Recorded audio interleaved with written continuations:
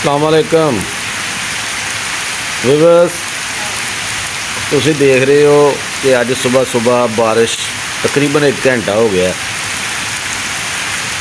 ते असी सोचा कि खाना नाश्ता नुश्ता किया ते चलो तुहानू भी जड़ा ना असी यह मंजर दस छड़िए तुहाडे इलाके विच जेड़े जेड़े साडी वीडियो देखते हैं। हो सकता उत्थे बारिश हो रही है कि नहीं हो रही।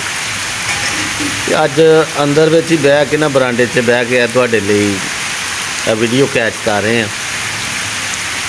तो देखो बहुत ही स्पीड नाल बारिश है तो यह पौधे ने मेरे घर के फुल भी अज जड़े ने मधम हो गए ने नीचे नूं। उत्ते जनाब साडे सामने मकान है कोठी नुमा ते परिंदे देखो कितने प्यारे छप्पे दे ने। तुहानू मैं ज़रा थोड़े नेड़े करके दिखाना। मेरा हथ कैमरे अगे आ गया। ए देखो ये पंजाबी जिन्हों असीं गटारियां कहने हुण तुसीं पता नहीं की कहंदे हो। तो किस तरह बेचारियां सुक्के थां बैठी दियां ने बारिश कोलों बची दियां। ते बड़ा मासूम जिहा परिंदा हुंदा भी।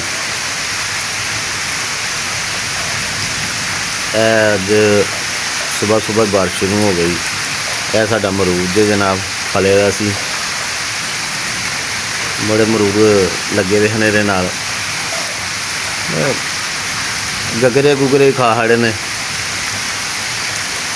कच्चे पक्के जिन्हों असीं कहने पंजाबी च गगरे कहंदे ने। ते बारिश देख लो तुसीं तुहाडे इलाके च पता नहीं बारिश हो रही है कि नहीं हो रही, लेकिन अज साडी सुबह तो बारिश जिहड़ी है ना हो रही है तो बड़ी स्पीड नाल बारिश हो रही है। सीढ़ियां च पानी आ रहा है उत्तों।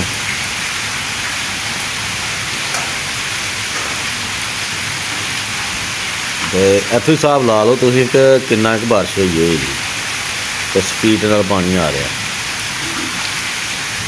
तो बाहर गली विच ते एक इंज मंजर पेश हो रहा कि जिस तरह कि छोटी जी नहर बगदी भी। साफ सुथरा पानी पानी बारिशी पानी।